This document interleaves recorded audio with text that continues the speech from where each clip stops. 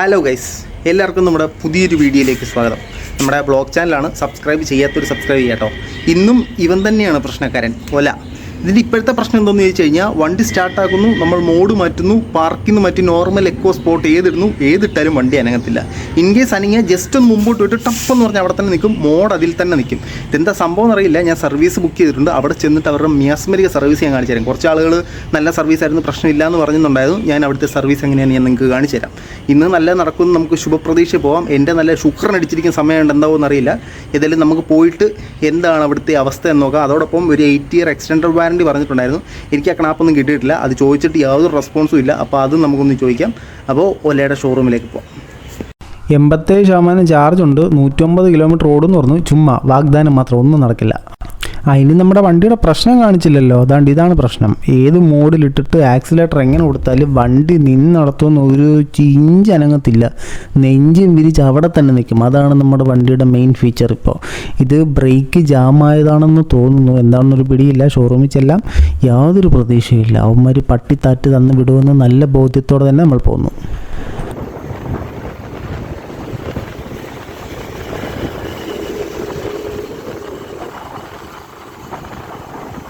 ഓല ഓണേഴ്സിൻ്റെ പേടി സ്വപ്നമായ ഓല ഷോറൂമിലേക്ക് ഞാൻ എത്തിച്ചേർന്നിരിക്കും സുഹൃത്തുക്കളെ. ഇതാണ് നമ്മുടെ ഷോറൂം. കയറിയിട്ട് എന്തായെന്ന് നോക്കട്ടെ.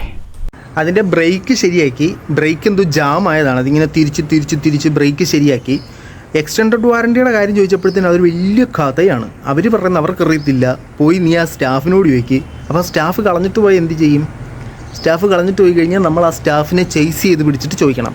സ്റ്റാഫ് നാട് വിട്ടു പോയി കഴിഞ്ഞാൽ നമ്മൾ പുറകെ ചെന്ന് ചോദിക്കണം. ഇവർക്കറിയത്തില്ല, ഇവരുടെ റെപ്രസെൻറ്റേറ്റീവ് അല്ല.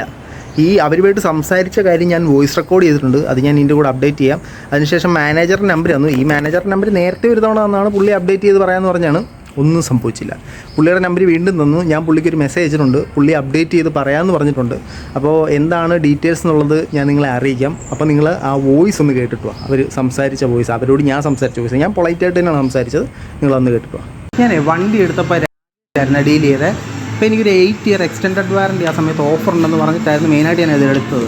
പക്ഷെ അത് കഴിഞ്ഞിട്ട് പിന്നെ ഒരു അപ്ഡേറ്റും ഇല്ല. പുള്ളിക്കാരൻ ചോദിക്കുമ്പോൾ ഹെഡിനോട് ചോദിക്കാമെന്നൊക്കെ പറഞ്ഞു. പിന്നെ അതിനകത്ത് റെസ്പോൺസും ഇല്ല. അത് ഹെഡിനോട് ചോദിച്ചിട്ട് പറയാമെന്ന് പറഞ്ഞു.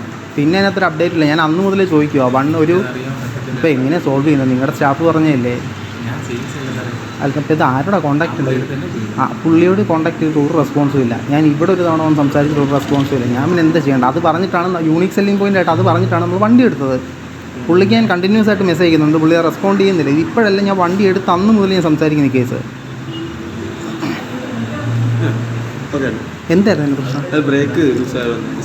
Thank you. ഞാൻ വണ്ടി എടുക്കുന്ന സമയത്ത് തൊട്ടേ എനിക്ക് ഇഷ്യൂസ് ആയിരുന്നു. അല്ല, ആരോട് കോണ്ടാക്ട് ചെയ്യണം? അപ്പോൾ ബേസിക്കലി ആ ആൾ ഈ സ്ഥാപനത്തിൻ്റെ റെപ്രസെൻറ്റേറ്റീവ് ആണല്ലേ. അദ്ദേഹം അത് പറഞ്ഞിട്ടാണ് ഞാൻ ആ വണ്ടി എടുത്തത്.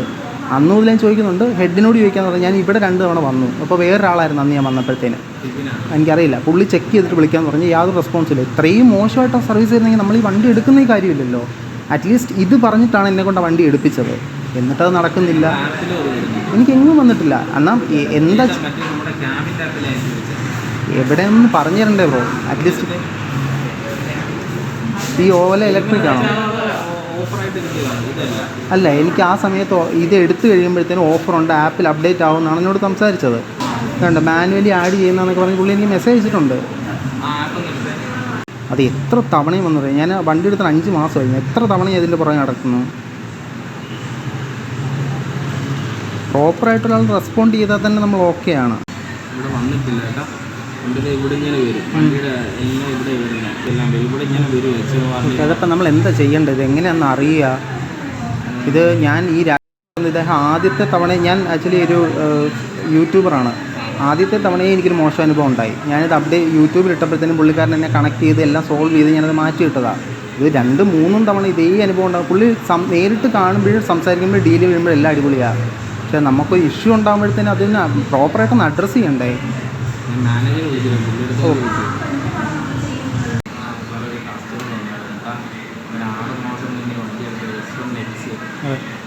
അപ്പോൾ ആ കസ്റ്റമർക്ക് അന്ന് ഓഫർ ഉണ്ടായിരുന്നു. 8 വർഷത്തെ ബാറ്ററി വാറണ്ടി ഇതിൻ്റെ കൂടെ ഫ്രീ ആയിട്ട് കിട്ടുമായിരുന്നു. അത് പക്ഷേ ആപ്പിലോ ഒന്നും ആയിട്ടില്ല. ഇതിൻ്റെ ഒരു ഏറ്റവും കൂടുതൽ പേരെങ്ങനെ? മനു. മനു.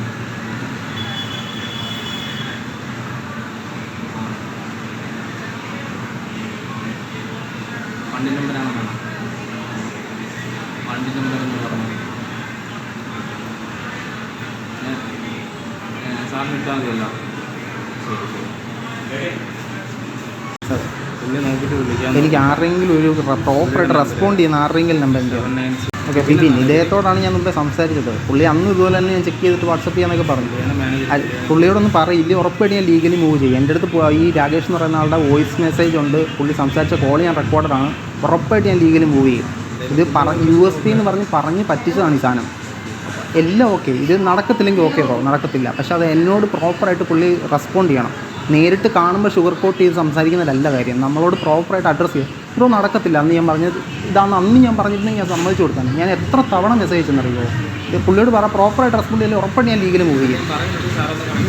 ഞാൻ ഇദ്ദേഹത്തോട് നേരത്തെ സംസാരിച്ച ഈ വണ്ടി ഇപ്പോൾ റിപ്പയർ ചെയ്തതിന് എന്തെങ്കിലും ഉണ്ടോ, അതൊക്കെയാണ് സംഭവം. എന്നിട്ട് സംസാരിച്ചുകൊണ്ടിരുന്നപ്പോഴത്തേനും എൻ്റെ ചോദ്യങ്ങൾക്ക് മറുപടി പറയാൻ സൗകര്യമില്ലാഞ്ഞിട്ടാന്ന് തോന്നുന്നു, സംസാരിച്ചുകൊണ്ടിരുന്ന ആൾ ഇറങ്ങി ഇങ്ങോട്ട് പോയി. ഞാൻ പുറകെ പോയി സംസാരിച്ചിട്ട് പുള്ളി മൈൻഡ് ചെയ്ത് നടന്നേ പോയി വേറെ ഏതോ വണ്ടിയോട് പോയി സംസാരിച്ചു.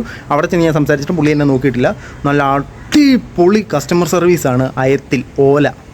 അപ്പോൾ അവിടെ ചെന്ന് നമ്മൾ ഫേസ് ടു ഫേസ് കാണുമ്പോൾ സെയിൽസിൻ്റെ സമയത്ത് ഭയങ്കര ഷുഗർ കോട്ട് ചെയ്ത് സംസാരിക്കും.